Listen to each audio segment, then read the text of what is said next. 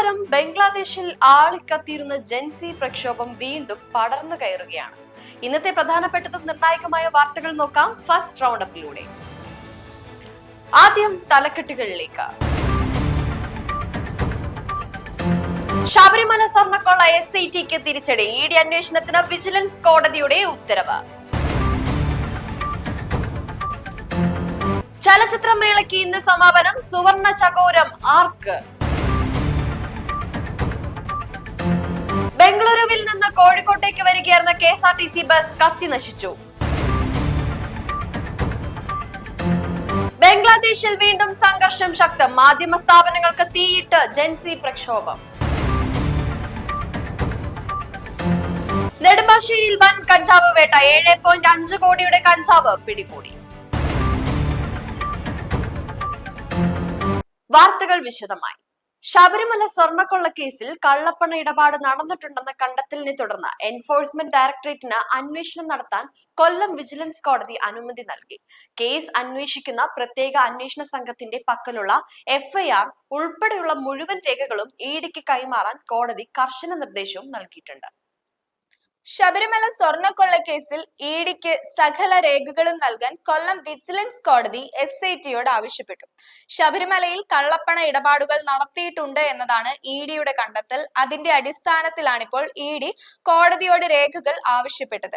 അങ്ങനെയെങ്കിൽ ദേശീയ പ്രാധാന്യമുള്ള സാമ്പത്തിക കുറ്റമായി ഇത് മാറുകയും ചെയ്യും. എന്തായാലും SITക്ക് കേസ് അന്വേഷണം നിർത്തിവെക്കേണ്ട ആവശ്യം വരില്ല. ഇതിൽ ED അന്വേഷണവും ഊർജിതമായി ഉണ്ടാകും എന്നതാണ്. പിടികൂടിയ കുറ്റവാളികളുടെ പണം എവിടേക്കാണ് മാറ്റിയത് അടക്കമുള്ള കാര്യങ്ങൾ ഇനി അറിയേണ്ടതുണ്ട്. ബാങ്ക് അക്കൗണ്ട്, സ്വത്തുകൾ, ലോക്കർ എന്നിവ പരിശോധിച്ച് അതിൽ ആരൊക്കെ കുറ്റവാളികളാണ് എന്നത് കണ്ടെത്തുകയും ശേഷം അവരുടെ അറസ്റ്റ് രേഖപ്പെടുത്തുകയും ചെയ്യുന്ന തരത്തിലേക്ക് EDയുടെ അന്വേഷണം ഇപ്പോൾ വ്യാപിക്കും.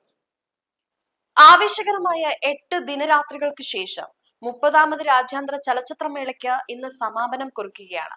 വൈകുന്നേരം നിശാഗന്ധിയിൽ നടക്കുന്ന ചടങ്ങിൽ മുഖ്യമന്ത്രി പിണറായി വിജയൻ പുരസ്കാരങ്ങൾ വിതരണം ചെയ്യും. ലോക സിനിമകളുടെ വൈവിധ്യം കണ്ടറിഞ്ഞ മേളയിൽ ഇത്തവണ സുവർണ ചകോരം ആർക്ക് ലഭിക്കും എന്ന ആകാംക്ഷയിലാണ് സിനിമാ പ്രേമികൾ. കേന്ദ്രത്തിന്റെ സിനിമകൾക്കുള്ള വിലക്കിനെതിരെയുള്ള ശക്തമായ പ്രതിഷേധങ്ങൾക്കും ഇത്തവണത്തെ ഫെഫ്ക വേദിയായിട്ടുണ്ടായിരുന്നു. ഇന്ന് വൈകിട്ട് 6:30-ക്കാണ് ഇന്റർനാഷണൽ ഫിലിം ഫെസ്റ്റിവൽ ഓഫ് കേരളയുടെ സമാപന ചടങ്ങുകൾ നടക്കുക. മുഖ്യമന്ത്രിയാണ് മുഖ്യ അതിഥിയായി എത്തുക. സമാപന ചടങ്ങിൽ വെച്ചായിരിക്കും IFFKയിലെ മികച്ച ചിത്രങ്ങളെ തിരഞ്ഞെടുക്കുക. സുവർണ ചങ്കോരം അടക്കമുള്ള പുരസ്കാരങ്ങൾ പ്രഖ്യാപിക്കും. എന്തായാലും ഇതുവരെ IFFK ചരിത്രത്തിൽ കണ്ടിട്ടുകൂടിയില്ലാത്ത അസാധാരണപരമായ വിലക്കും മറ്റുമാണ് ഇത്തവണ അവിടെ ഉണ്ടായത്.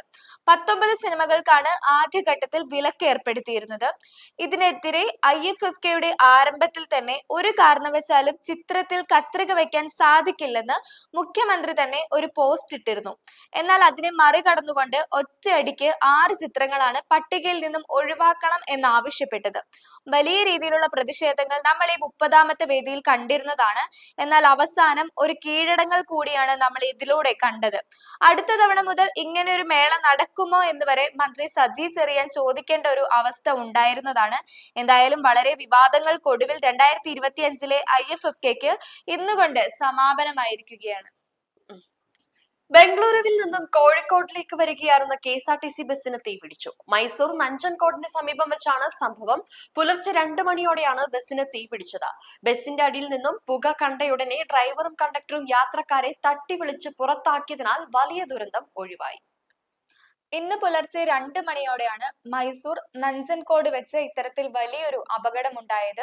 ഇന്നലെ രാത്രി 11:30ഓടെ മൈസൂരിൽ നിന്നും കോഴിക്കോട്ടേക്ക് പുറപ്പെടുകയായിരുന്ന ബസിനാണ് തീ പിടിച്ചത്. യാത്രക്കിടയിൽ ബസിന്റെ അടിയിൽ നിന്നും പുക ഉയരുന്നത് കണ്ട ഡ്രൈവറും കണ്ടക്ടറും സംയോജിതമായി ഇടപെട്ടതിനെ തുടർന്നാണ് വലിയൊരു അപകടം ഒഴിവായത്. 44 യാത്രക്കാരാണ് ബസ്സിൽ ഉണ്ടായിരുന്നത്. യാത്രക്കാർ കൂടുതലും ഉറക്കത്തിലായിരുന്നു. അവരെ തട്ടി വിളിച്ച് ബസ്സിൽ നിന്നും ഇറങ്ങുവാൻ ആവശ്യപ്പെട്ട് അവരെ രക്ഷിക്കുകയായിരുന്നു. ബസ് പൂർണ്ണമായും കത്തിനശിച്ചു. തീ കെടുത്താൻ ശ്രമം നടത്തിയെങ്കിലും പരാജയപ്പെടുകയായിരുന്നു. മൈസൂരിൽ നിന്നും വന്ന മറ്റ് ബസ്സുകളിൽ യാത്രക്കാരെ കയറ്റി സുരക്ഷിതമായി കേരളത്തിൽ എത്തിച്ചിട്ടുണ്ട്. പ്രമുഖ മാധ്യമ സ്ഥാപനങ്ങളായ ദി ഡെയിലി സ്റ്റാർ, പ്രഥം, ആലോ എന്നിവയുടെ ഓഫീസുകൾക്ക് നേരെ പ്രതിഷേധക്കാർ തീയിടുകയും അവാമി ലീഗ് ഓഫീസുകൾ തകർക്കുകയും ചെയ്തു. ബംഗ്ലാദേശിൽ ജനകീയ പ്രക്ഷോഭങ്ങൾക്ക് നേതൃത്വം നൽകിയ ജെൻസി നേതാവ് ഉസ്മാൻ ഹാദിയുടെ മരണത്തെ തുടർന്ന് രാജ്യം വീണ്ടും കടുത്ത സംഘർഷത്തിലേക്ക് നീങ്ങുകയാണ്. ആഭ്യന്തര പ്രശ്നങ്ങളാൽ നട്ടം തിരിയുന്ന ബംഗ്ലാദേശ് വീണ്ടും പ്രക്ഷോഭത്തിലാവുകയാണ്. അതായത് നമുക്കറിയാം, ഷെയ്ഖ് ഹസീനയ്ക്കെതിരെ ജെൻസി പ്രക്ഷോഭം രൂക്ഷമായിരുന്നു. ഇതിന് നേതൃത്വം നൽകിയത് ഇൻകുലാബ് മഞ്ചെ എന്ന സംഘടനയാണ്. അത് നിയന്ത്രിച്ചത് ഉസ്മാൻ ഹാദി എന്ന ഒരു യുവ നേതാവ് മരണപ്പെട്ടതിന് തൊട്ടു പിന്നാലെയാണ് ബംഗ്ലാദേശിൽ ജെൻസി പ്രക്ഷോഭം പൊട്ടിപ്പുറപ്പെട്ടിരിക്കുന്നത്. ഇപ്പോഴത്തെ ഭരണാധികാരിയായ മുഹമ്മദ് യൂനസിന്റെ വലം കൈയാണ് ഉസ്മാൻ ഹാദി. കഴിഞ്ഞ വെള്ളിയാഴ്ചയാണ് ഉസ്മാന് വെടിയേറ്റത്. വെടിയേറ്റ് ആശുപത്രിയിൽ പ്രവേശിപ്പിച്ച ഇയാളുടെ മരണം ഇന്നലെയാണ് സ്ഥിരീകരിച്ചത്. ഇതിന് തൊട്ടു പിന്നാലെയാണ് ആക്രമണം ഇവിടെ രൂക്ഷമായിരിക്കുന്നത്. ഈ പ്രക്ഷോഭം ഇപ്പോൾ മറ്റു മേഖലകളിൽ കൂടി വ്യാപിക്കുന്നു എന്ന കാര്യമാണ് പുറത്തു വരുന്നത്. നാളെ ഒരു ദിവസത്തെ ദുഃഖാചരണവും ബംഗ്ലാദേശിൽ പ്രഖ്യാപിച്ചിട്ടുണ്ടെന്നാണ് ലഭിക്കുന്ന വിവരം. National news desk, global. Nedumbassery വിമാനത്താവളത്തിൽ നടത്തിയ പരിശോധനയിൽ 7.5 കോടി രൂപ വില മതിക്കുന്ന ഹൈബ്രിഡ് കഞ്ചാവ് പിടികൂടി. സംഭവവുമായി ബന്ധപ്പെട്ട് കോട്ടയം സ്വദേശികളായ 3 യുവാക്കളെ ഉദ്യോഗസ്ഥർ കസ്റ്റഡിയിലെടുത്തു. അബുദാബിയിൽ നിന്നും കൊച്ചി വിമാനത്താവളം വഴി അതിവിദഗ്ധമായി കടത്താൻ ശ്രമിച്ചപ്പോഴാണ് ലഹരി മരുന്ന് പിടികൂടിയത്. നെടുമ്പാശ്ശേരി എയർപോർട്ട് വഴി ഹൈബ്രിഡ് കഞ്ചാവ് കടത്താൻ ശ്രമിച്ച 3 കോട്ടയം സ്വദേശികളാണ് ഇപ്പോൾ പിടിയിലായിരിക്കുന്നത്. പിടിയിലായവരുടെ പേരുകളും മറ്റു വിവരങ്ങളും ഒന്നും തന്നെ ലഭ്യമല്ല.